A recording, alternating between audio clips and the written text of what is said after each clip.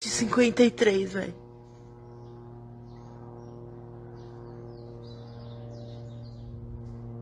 Mas não tem avião, velho.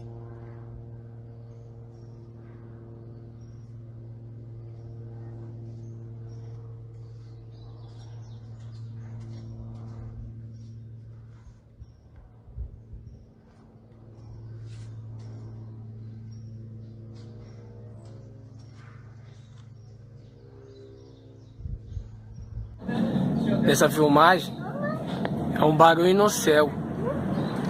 E hoje tá um tempo nublado, até há pouco, então tava tendo um som mais alto.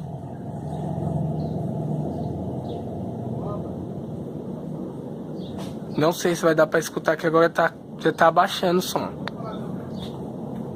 Tem hora que aumenta. Já é como as nuvens tá estranhas, gente.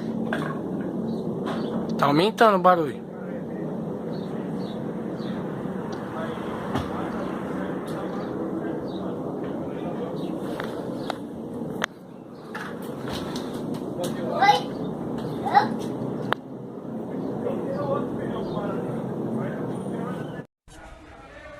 Gente, eu vim aqui pra minha janela da cozinha porque o céu tá fazendo um barulho muito estranho.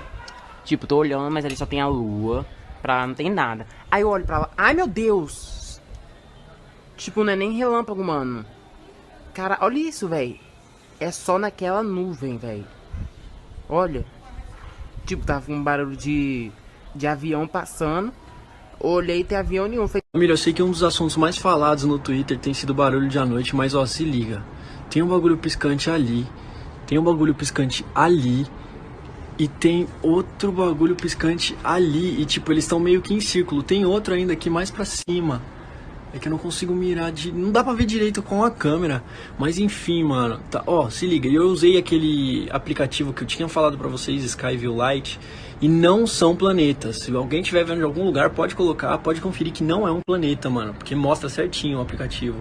Eu tô com medo. Se for um alien,